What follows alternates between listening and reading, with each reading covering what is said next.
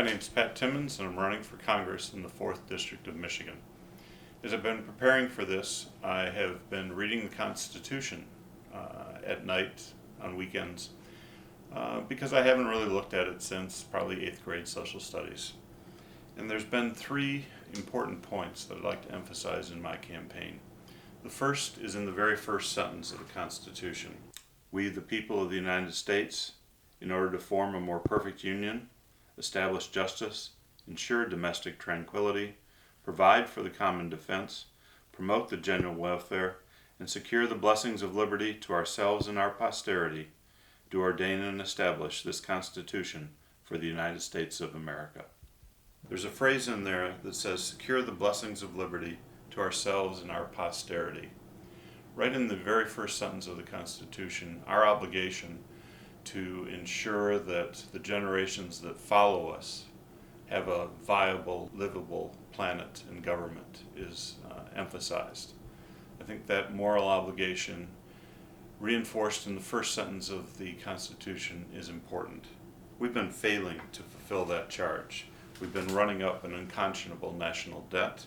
We've been consuming finite resources far faster than we can ever hope to replace them. And we've been destroying the ecology of this precious environment that we live in with the waste of an industrial society. We need to do better in fulfilling our charges to our descendants. The next point I'd like to make about the Constitution has to do with Articles 1, 2, and 3. That's where the framers outlined the three branches of the Constitution: the legislative, the executive, and the judicial. And in that, there is no mention of the fourth branch of government that has developed over time. That fourth branch is the lobbyists and special interests that really rule the roost in Washington. In 1970, there were 165 registered lobbyists in Washington. I'd like you to think real quickly, how many registered lobbyists do you think are in Washington today? The answer is going to astonish you. It's over 35,000. These are highly paid, highly intelligent people, all arguing for one or two things, all presenting a special interest to our government. No wonder there's gridlock, no wonder there's dysfunction in Washington, with an army of highly paid, highly educated people challenging the elected government that we put there. And then finally, I'd like to talk about Article 1, Section 8, where the framers of the Constitution gave Congress the power to declare war.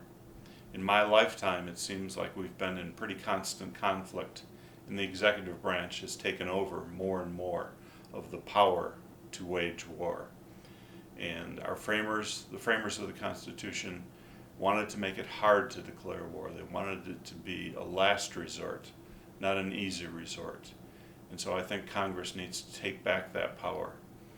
The men and women who serve in our military are true heroes and true patriots, but the way we've used them over the last 50 years has sometimes been very, very suspect.